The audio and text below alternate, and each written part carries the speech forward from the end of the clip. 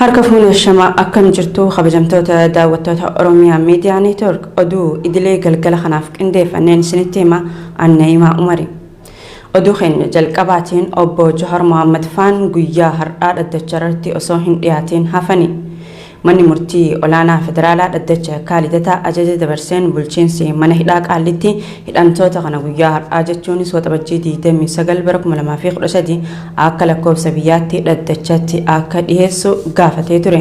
Haa ta'u malee hidhamtoonni siyaasaa kun beellama guyyaa har'aa irraa of hambisuun iyyata mana murtichaaf erguu isaanii obbo Khadiir Bulloo OMN'tti himanii jiru. Gabaasaa qindaa'ee Faayizaa Iliyaastuu dubbisa. Galmee himannoo obbo Jawaar Mohammad faa ilaalchisee beellama waxabajjii 21 taa'ame irratti xalayaan mallattoo obbo Jawaar Mohammad Baqqalaa Garbaa Hamzaa Booranaa fi Dajanee Xaafaa qabatee mana murtiif ergameen ajajni mana murtii kabajamaa waan hin jirreef kana booda dhaddachatti hin dhiyaannu jechuun isaanii ni yaadatama. Booruma kanaan obbo Jawaar Mohammad dabalatee himatamtoonni galmee isaa jala jiran mana murtiitti dhiyaachuu dhabuu isaanii abukaatoon hidhamtoota siyaasaa Oromoo obbo Khadiir Bulloo OMN'tti himanii jiru. Manni murtii olaanaa federaalaa dhaddacha kaalidataas ajajaa dabarseen bulchiinsi mana hidhaa Qaallitti hidhamtoota kana guyyaa har'aa jechuunis waxabajjii 29 akka lakkoofsa biyyatti dhaddachatti akka dhiyeessu gaafatee ture. Haa ta'u malee hidhamtoonni siyaasaa kun beellama har'aa irraa of hambisuudhaan iyyata mana murtichaatiif akka ergan obbo Khadiir itti dabaluun himanii jiru. Iyyannaan hidhamtoota siyaasaa kunis akkana jedha.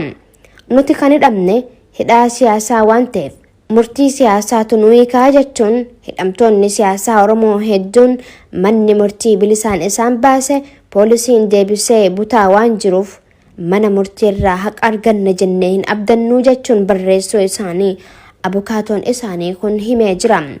Manni murtichaas iyyannoo hidhamtoota siyaasaa kanneen erga ilaaleen booda adoolessa 21 bara 2013 akka lakkoofsa biyyatti bulchiinsi mana hidhaa Qaallitti hidhamtoota siyaasaa kanneen akka dhiyeessu ammas irra deebiin ajajaa dabarsee jira.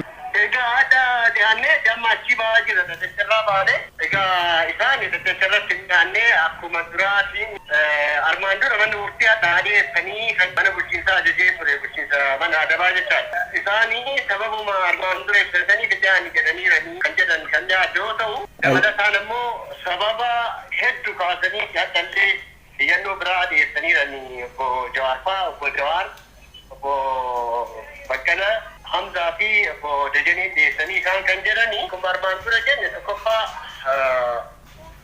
ajajni mana murtii kabajamaa hin jiru. Hiriyoonni seenaa yookaan warri dhimmi kun keessa waa'een kenna waa'ee siyaasaati. Waa'ee siyaasaa bakka ta'e filmaanni jiru kun firmaata seeraa wajjin kan siyaasa waan ta'eef manni murtii osoo hin jenne eenyu mootummaa seera kabajaa bakka hin jirretti maas dhiyaachuu hin qabnu.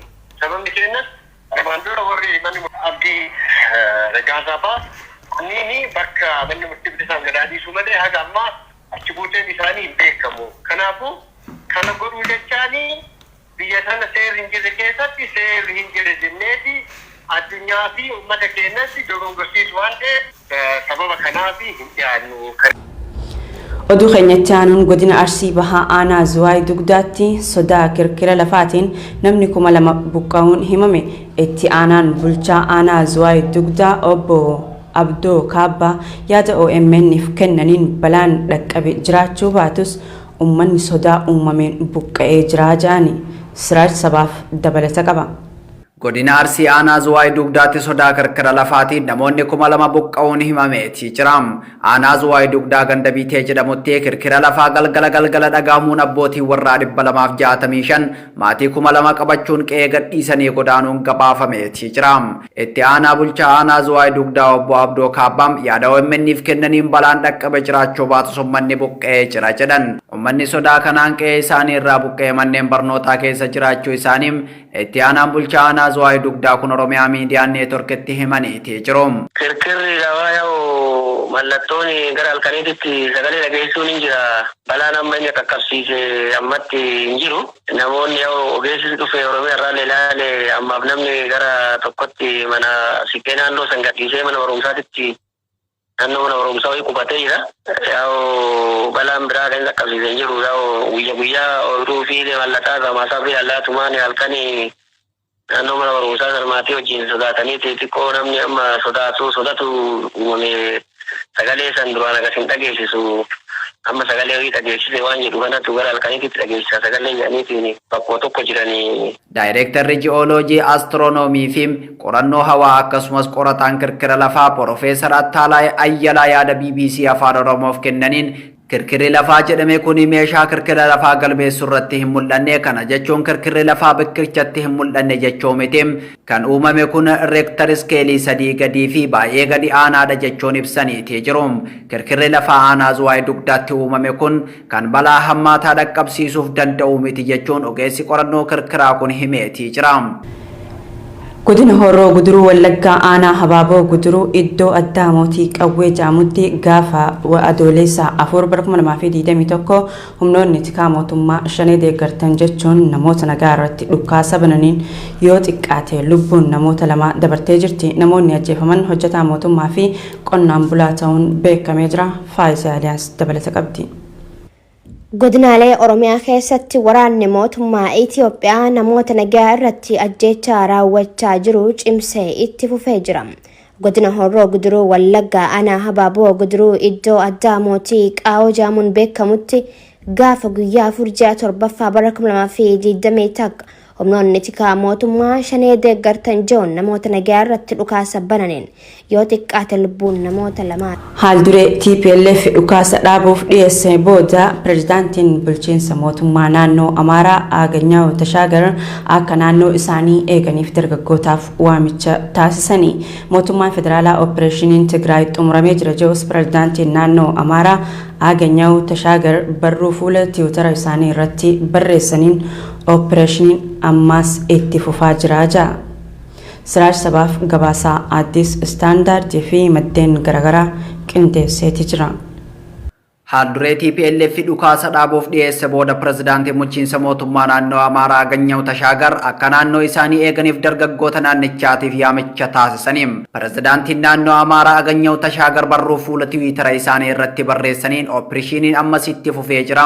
TPLF shororkeessaadhaan kanaaf dargaggoonni naannoo isaanii eeguu qabu. Humni addaa milishaan keenyaa fi raayyaan ittisa biyyaa qophaa'aa ta'uu qabu jechuun haal duree dhukaasa dhaabuu TPLF dhiyeesse booda barreesse. Erga waraanni kaaba Itoophiyaa naannoo Tigraay keessatti hirmaannaa qaamota garaagaraatiin ji'oota 8 oliif adeemsifamee TPLF deebi'ee Maqalee qabatee mootummaan federaalaa labsii dhukaasa dhaabuu labsee booda TPLF haal dureewwan dhukaasa dhaabuuf barbaachisan dhiyeessuu isaa gabaasuun keenya ni yaadatama. Hoogganaan TPLF Dr. Dabratsiyoon Gabra Mikaa'elii fi Geetaachoo Raddaa herreega hin cufamintu jira. Herreega kana cufuun qabsoofna ergaa jedhu humnoota Amaaraa fi Eertiraa akkasumas humnoota Itoophiyaatiif dabarsaniiti jiru. Haal dureewwan TPLF dhiyeesse keessaa humni waraanaa Eertiraa fi milishaan Amaaraa bakka duraan turanitti deebi'uu qabu kan jedhu yoo ta'u, kun ammoo garee Aganyaw Tashaagariin hoogganamu dallansiisaatii jira. TPLF erga Maqalee humna ittisa Tigraay jala galchee booda lafa akka Sagadee, Salaamet, Walqaayitii fi Raayyaan qaama bulchiinsa Tigraay waan taateef mootummaan naannoo Amaaraa gadhiisuu qaba jechuun akka haal dureetti dhiyeesseetii jira. Pirezidaantiin naannoo Amaaraa ammoo opereeshiniin ammas itti fufee jira jechuun dargaggoota naannichaatiif yaamicha erga taasisanii booda dhiibbaa TPLF uummata Amaaraa irraan gahu kamuu qolachuuf qophiidha. Sagadee, Walqaayit, Salaamitii fi Raayyaan kan Amaaraa ta'uu mirkanaa'aadha. Walqaayitii fi Raayyaan ammoo lafa awwaalcha TPLF taati jechuun ergaa dhaadannoo makate dabarsuu isaa Addis Istaandaard gabaaseetii jira.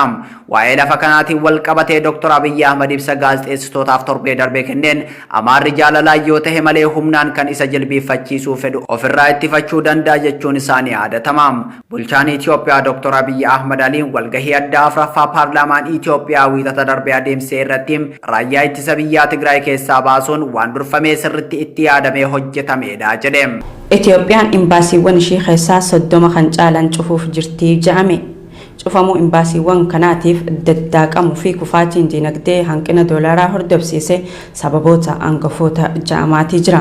Imbaasiiwwan cufaman keessaa kan biyya ollaa Itoophiyaa Keeniyaatti argamu tokko ta'uu isaa haasaa muummee ministeeraa bu'uura godhachuun maddeen oduu garaagaraa gabaasaatii jiru.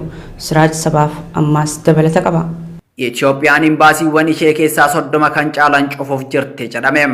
Cufamuu imbaasiiwwan kanaatiif daddaaqamuu fi kufaatiin diinagdee hanqina doolaaraa hordofsiisee sababoota hangafaati jedhamaati jiraam. Haala siyaasaa biyyattii raafamaa jiru keessatti paarlaamaan biyyattii yeroon isaa dhumatee haasaa kan taasise ministeerri muummee Abiyyi Ahmad imbaasiiwwan 60 biyyattiin guutuu addunyaa irraa qabdu keessaa walakkaa cufuuf akka jiru dubbateeti jiraam. 60 ምናምን የሚጠጋ ኤምባሲና ቆንስላ ጽሕፈት ቤት ኢትዮጵያ አሁን ባለችበት ሁኔታ ያስፈልጋታል ወይ የሚለውን በደንብ መጠየቅ አስፈላጊ ነው።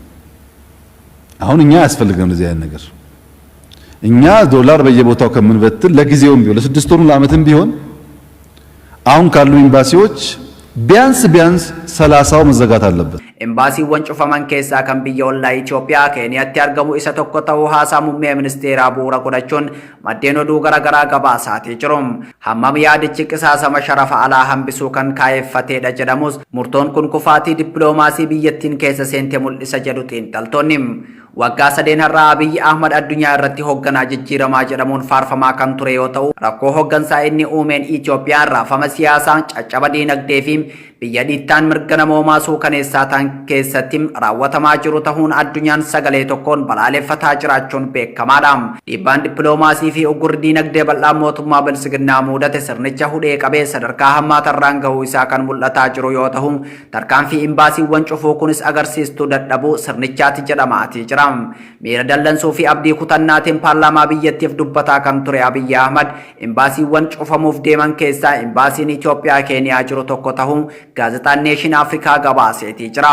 Baasii qusachuuf ambaasadaroota gara biyyaatti deebisnee hojjechiisna jechuun dubbii Abiyyi Ahmad kan tuqe gaazexaan Neeshin Afrikaa laamsha'uun diinagdee Itoophiyaa fi raafamni siyaasaa akkasumas waraanni biyyattii keessatti deemaa jiru dandeettii kafaltii biyyattii guddoo miidhee jira jedheetii jira.